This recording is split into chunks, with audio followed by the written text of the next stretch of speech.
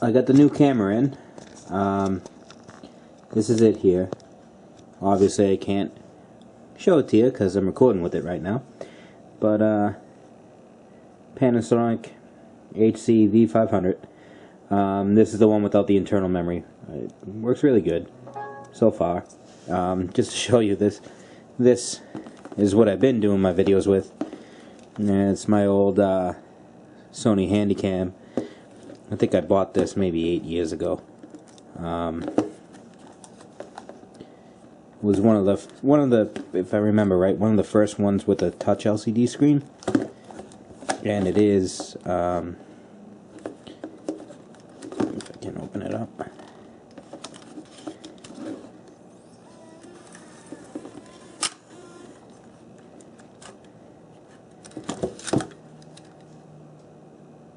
Mini DV.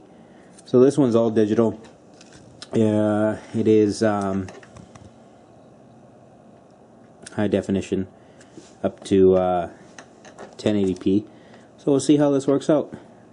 Run back down the shop and throw together a quick video. This is just going to be a little cleaning of the lathe and oiling and what oils go where, what oils to use. Obviously every time I'm going to go into a relatively in-depth cleaning. It's not something I do every time I use the lathe. It's probably, I probably do it maybe once a month maybe, or once, if I'm using the lathe continuously, maybe once every couple of weeks. I'm talking about wiping it down like I'm gonna do. Every time that I'm done with the lathe, I'll brush everything off into the chip pan, empty the chip pan, wipe up the chips, and then when I come back to the lathe for the next day of working, you know, I'll oil it and everything else. Basically, every time before I use the lathe, I will oil it. This mess I left here specifically until I got this new camera. So the easiest way, like I said, is just to get you a little chip brush and brush all the gunk off your ways. On these Southbends, or this one in particular too, you kind of have to be a little careful. If you look,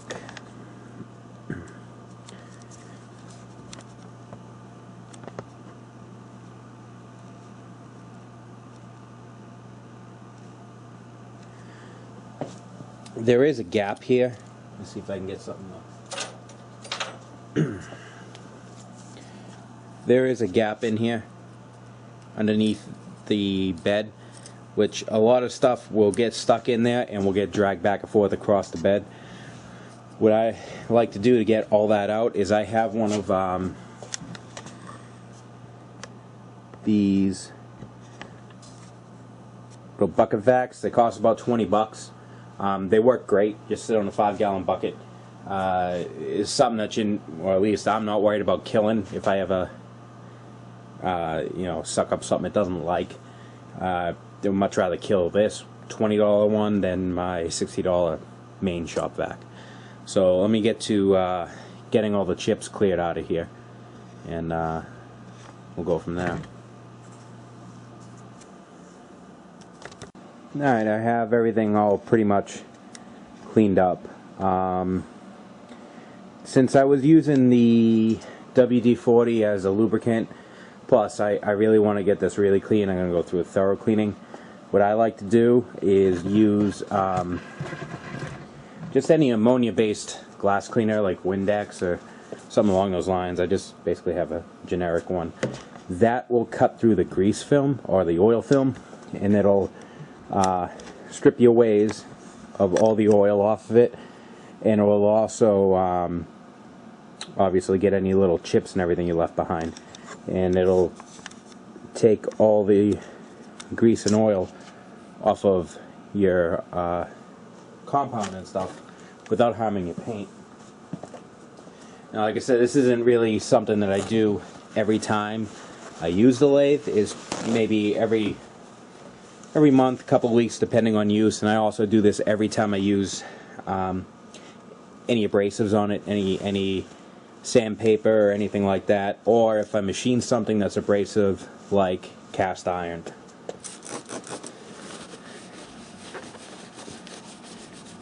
That you can see just by wiping it off, you can already see I got all the oil film and everything off of there. Those little blue spots are just dicum that's kind of stuck there.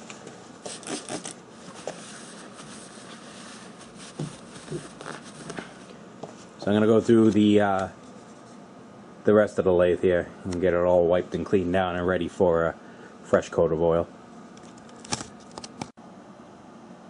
Okay, we're all nice and clean. The one place that a lot of people miss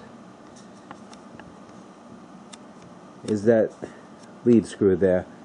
You can see kind of, here's where the carriage will usually ride. It's nice and shiny. As I get towards the end of my bed, it gets a little darker. See if I get a little bit more light in there.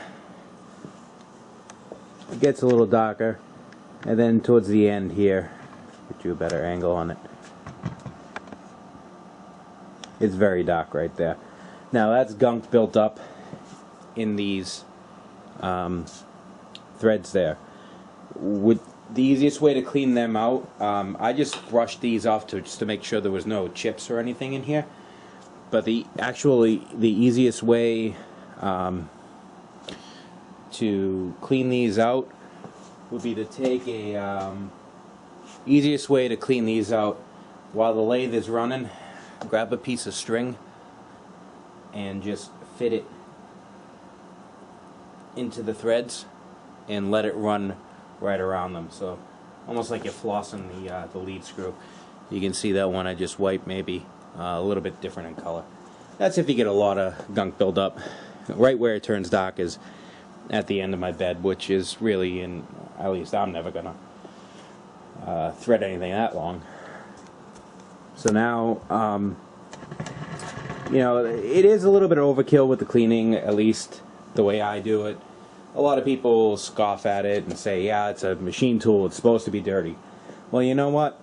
If it's clean, then you know that you have no chips or no grit or anything in there, and it'll last a long time. It's your lathe, you paid for it. Anything breaks or anything goes wrong, you have nobody to blame but yourself. So, I mean, regularly cleaning it, thorough cleaning like this, granted you're not going to be doing it in a production environment, I get that. This is a home shop. You have all the time in the world to be able to, you know, just give it a quick 15 minutes just to wipe it down. I don't even think that took me 15 minutes, maybe 10 minutes, just to wipe it down and get all the junk off of it. It's like your car. You're driving your car in the winter, you get all the salt on it. What do you do when the summer rolls around? Do you just take a brush and brush it off? No, you take it to a car wash. So, I mean, it's something that I do, and I have no problem doing it, and people have given me crap for it before. So, but I'm going to continue to do it and keep this in as good a shape as I can. So now, let me break out the oils, and we're going to talk types of oil, where they go, and how Southbend specifically itself labels each one. Here are all your oils that you're going to be using on your lathe. Southbend labels these oils as A, B, and C oil. Now, factor number 2, whey oil. This is going to be used on your ways, obviously. You can also use this on the sliding portions of your compound and cross slide. I do not use it there. I use the type C oil that Southbend recommends. I find this slightly too thick to make a good film like I want it to. This right here, Velocite number 10, Spindle Oil. This is labeled as type A oil from Southbend if you look at the oil charts. This will be used in your spindle, obviously. Will also be used in the sump of your apron if you have a model A or B. This will not be used in the apron if you have a model C. I also use this in my motor. Depending on how old your motor is, you may have sealed bearings in there. Mine does not. Mine has plain bearings just like the headstock, with a felt wick around it. So this is also used in your motor. We'll go into how often you oil it when we start looking at the lathe. This right here is your type B oil. Your type B oil is actually, which I have written down because I forget what it is, ISO 32. In there I actually have the Mobile DTE 24. The reason why I only have a little bit is because I had my friend who has gallon jugs of this fill this up for me, because the only place that this is used is in your countershaft bearings and your gearbox if you have a Model A. Obviously I don't have a Model A, so I'm not using very much of this at all. Now your type C oil, as labeled by Southbend, is ISO 68. I use Mobile DTE heavy medium oil. That is going to go everywhere else, everywhere, including the on your lead screws. It's also going to go in the felt wicks that hold your gears, your tailstock, everything else. Now, throw a little bit of a curveball at you. Ask anybody the worst thing you could put on a lathe for lubrication, and it's going to be grease. Now, if you look at the oil charts of Southbend, they'll all say back gear lubrication, and they'll say oil as used. So meaning that every time you use the back gear, you put spindle oil in the oil ports. Actually, the port on the headstock itself, the comb pulley, the little screw, is labeled oil. At some point in time, I don't know when, Southbend changed their recommendations to using grease once a year in both the comb pulley and the back gear shaft. Now, if you do searches on the internet, you may find horror stories about the grease. I use the grease. I haven't had an issue with it. I've been using it for maybe a year and a half, 2 years. Haven't had one issue to it. Now, as far as the grease goes, Southbend used a proprietary grease from Roy Dean products, which looked like it's like sand colored, is best I can describe it. You can get that, but you can only get it on the internet in certain spots. I believe you can get it from Steve Wells' site, and you can also get it from eBay. I believe somebody is selling a kit with it. Now, I don't use that because I wanted to source it locally. So what's in here is Super Lube Ptfe bearing grease. It's white. It's a white grease there. That's what I'm running in my headstocks now. My headstock comb pulley and also my back gear shaft. Now the easiest way to get it in there is I used a needle. You can also screw a Zerk fitting into where the oil ports are, which I'll show you. But the only problem with that is you'll have a tendency to overfill the comb pulley. If you do that, what will happen is it'll squeeze out of the left side, which is where your spindle thrust bearing is, and it can foul the bearing, and you'll be in a world of hurt. Now, if that happens and you do need a new spindle bearing, of course, it's proprietary to Southbend. You would have to source a replacement from eBay as, you know, a used piece. You can't get a new one. So it's just something to be aware of and be careful with. The best way to put the grease in the pulley is to pull your headstock out, your spindle out of your headstock. When you have the pulley by itself, put some of this grease on a little acid brush, coat the inside of it all the way down, and put it back together again. Same thing with the back gear shaft. Now that should also be one of the first things that you do when you get a lathe anyway, is replace all the wicks, which is something I might explain in another video, but I'm not going to go too far into it now. Now, for me at least, this here is our Kling open gear and wire rope oil. If you've seen some of my other videos, I use this on the gears, the gear train itself. It's tacky, but it will still drip off the gears, meaning that if you get a chip wedged in there it'll still want to throw the chip out, won't stick in there and run it through everything. It quiets the gears a lot, a whole lot. A lot of people use whey oil on it, which is right here, kind of the consistency of warm maple syrup. It throws that off like you wouldn't believe. You're going to be splattering your walls. So that's just the way I do it, but you can do it whatever way you want. So we're going to talk oils, and we're going to probably start at the headstock end, work our way down the lathe, each type of oil at a time. Okay, I'm going to talk each type of oil at a time. I'm going to go from the one you use the least to the ones you use the most. That's probably the easiest way to do it. Now, your type B oil, like I said, is going to be used in your countershaft bearings and your gearbox if you have it. Obviously, I don't have a gearbox, so it's only going into the countershaft bearings, which are those two oilers right there. There's one on top of that bearing there, and there's the other one on top of that bearing there. So let me throw a couple squirts in there.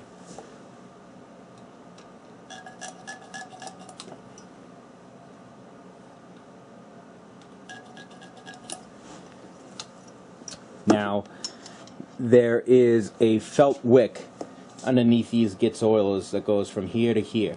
That's going to soak up the oil. You're never going to be able to fill these completely. The oil will always run out.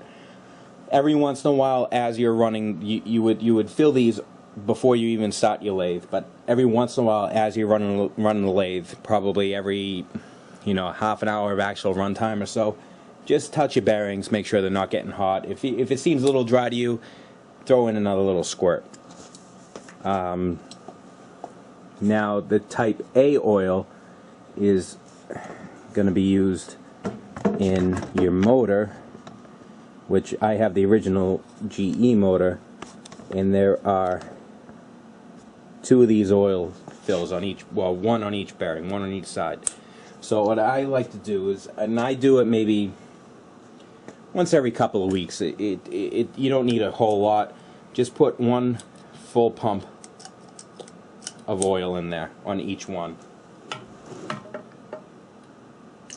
Now, just like the rest of your lathe, packed in around this bearing here is a cotton wick that's going to hold the oil in place. If you it can only hold so much oil. If you overfill it, all that oil, all it's going to do is right into the bottom of your bell housing and just sit in here or leak out on your table. So it's of no benefit for you to put a ton of oil in it. Now, your spindle oil is obviously going to go in your spindles.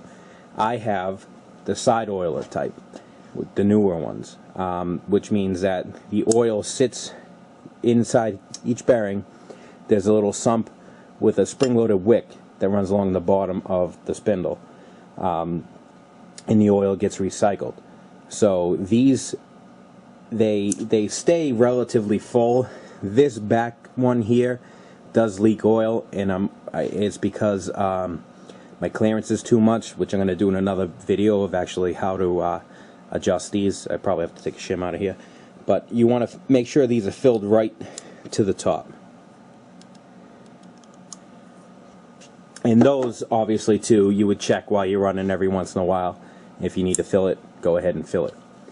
Now, if you want to run the oil in your back gear instead of the grease, you have two oil ports, one directly into the comb pulley, one on your back gear shaft. You only have to, if you're using oil, you only have to oil those when you use the back gears. So you would do your operation or whatever, and now you have to power it off and you want to run in back gear. Snap these out, squirt some oil in there, squirt some oil in this one, do your back gears, do your next operation. Got to power it off again, throw some oil in here, throw some oil in there, power it off, then do your next operation. Whenever you use the back gears, you have to put the oil in it if you're going to use oil. Now, the problem with using the oil in it too is it's going to come out everywhere. These ends aren't completely sealed. It will run all over the place. One of the benefits of using grease. If you're using the grease, just undo these, throw a little bit in there with a grease needle, and double check it every year. If it looks a little low on the year, throw a little bit more in there, let it spin itself in and even itself out.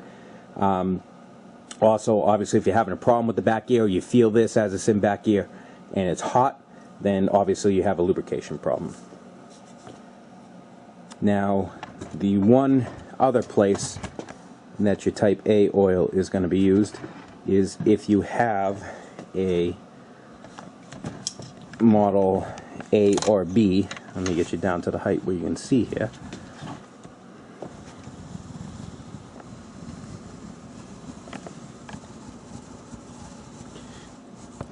If you have a Model A or a Model B, your apron is going to look like this. If you have a Model C, obviously you're not going to have this switch, you're not going to have this star wheel, and you're not going to have this little bulge on the bottom. Right here there's a flip-top oiler. That, just like your spindle oilers, is a sump. There's a wick in here that gets looped up and feeds the worm gear behind here on your lead screw. So you want to make sure that this oiler is filled to the top also.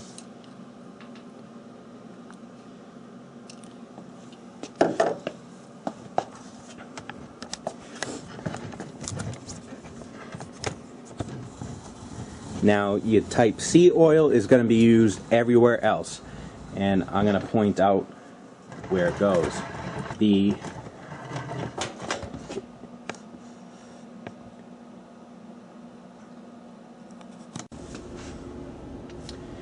Here we have our gear train, and now whether you have a model A, B, or C, this reversing gear will be relatively the same. You have an oil port right here with a wick that goes in and feeds these two gears on the inside, and you also have an oil port on the gears themselves.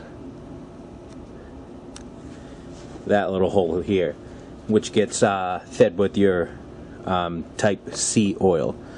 A little bit there, a bit there, and a little bit there. Now, if you have a Model B or C, your change gears that ride on these bushings will have an oil hole in them too. That also takes your C oil. In the compound gear, which is compound because it has two gears in one, sometimes sits on the shaft this way, sometimes sits on the shaft this way. No matter what way on the shaft it sits, there's always an oil hole. Right here, and another one right there.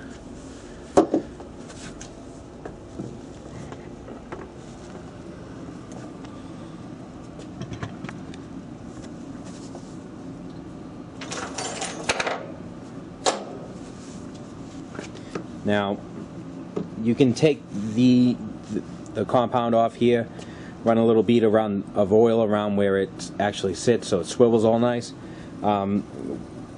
which I'm not going to do. That'll also give you good access to your feed screw for your cross slide. But if you crank it all the way forward, put a little dab on the end here on the dovetails, crank it all the way back, and do the same thing on the front. That's oiled up, and then there's that oil hole right on the top there. You see that little hole? I'll put a drop of your type C oil in there too. And same thing with your cross slide, except your oil hole is in here. Now, you don't have to oil the top of the dovetail here because nothing actually touches this. What I'd like to do is crank it out as far as it'll go, and then you can see the screw in there, as much as that as you can too.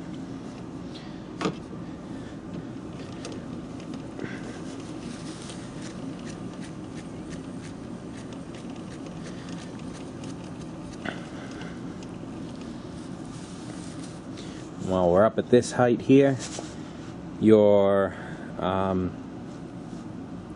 thread dial, if you have one, This top right here is a ball oiler, which feeds the shaft.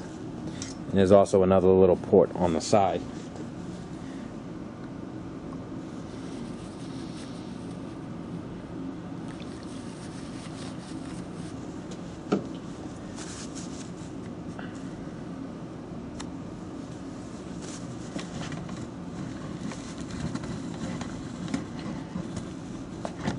Now the actual apron itself,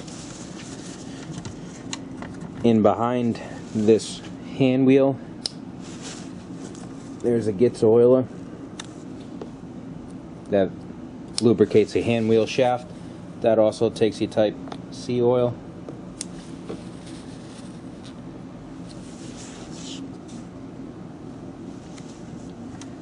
Now even further down into the apron itself, you'll see a couple more oil holes. You have these two oil holes right here. This one and this one. This one here feeds the actual handle that operates your half nuts. This one in top actually drips directly on top of your half nuts, which have an oil groove in the top. So I oil this one all the time on the bottom here. And this one on the top, I oil every time I use my half nuts. Also, before I forget to mention it, the lead screw bracket support has a felt wick under here with a little oil port, which also takes your C oil. Now, further down, the other lead screw support bracket.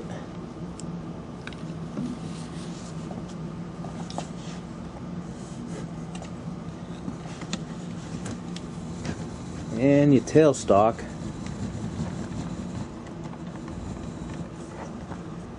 has a couple oil ports on it also. You have basically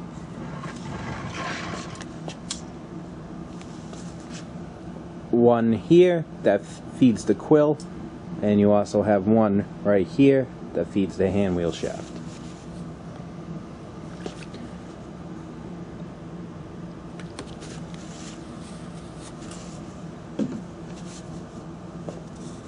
Now, back out a little bit.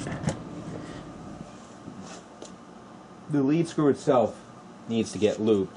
This is a Model B, and your Model A's will also have this, but right on top, if I zoom in, you can see a keyway.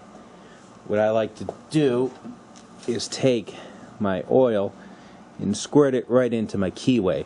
That's where the worm screw rides. It sits into that groove and spins around.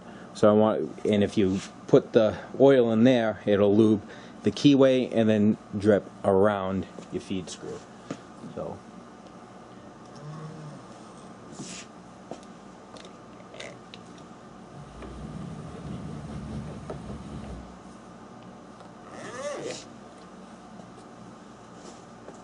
that's pretty much for the actual oiling itself. The ways need the way oil, obviously. You have this nice ridge on all these corners, so if you take your saddle and crank it as far forward as you can and just put your way oil right on the top of that ridge on both sides,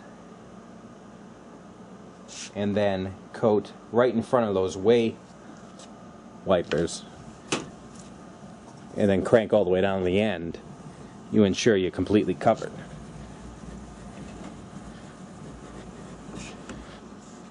And then the one spot that you missed right here and right here, in front of the wiper, in front of the wiper, and crank back down. One thing that you really don't want to forget is your tailstock also. That's how if you've seen any of my other videos, that's where the wear on the bottom of this tailstock came from. So if you put a little bit directly in front of the tailstock and then just drip it over where it rides, push it all the way to the front of its travel, throw a little on the back here and right where it's sat, and push it all the way back, and there you go, that's all lubed. One part that doesn't really get lubed a lot, down here you notice this rack, which is where the hand wheel gear grabs to ride your carriage. What I like to do is just put a little bit of oil on a acid brush and just give it a quick wipe all the way down to the end, just to make sure that that's all completely lubed. Now another little trick to help you with any kind of, if you're having an issue with a lot of your chucks sticking for any reason, whenever you put a chuck on here or anything on your spindle, just take a little bit of whey lube and just run it right over the top. That's going to prevent your chuck from sticking. That's also going to make it go on easier and help you get it off a lot easier too. And that's pretty much all there is to you know, general oiling and lathe maintenance and stuff like that. Like I say, but most of this operation is something you want to do every time you use the lathe, and that's you know, keep it well oiled, and it'll give you years of service. Now, I do want to do a few little modifications to it. I want to add some flip top oilers to these smaller holes here that are uncovered, and I also want to add maybe some ball oilers to the saddle itself, so I can make sure the oil gets up and underneath everything, and possibly some drip oilers for the counter shaft back there, so I don't have to keep oiling it reaching across the lathe. I could just fill the reservoirs, set the little needle valve, and let it drip what it needs. But that's another project eventually, so we'll see how this video turns out. Like I said, it's the first time really using this camera, so the next one will probably be on adjusting these bearings and getting the correct clearance, and there's something I have to do anyway, so might as well make a video of it.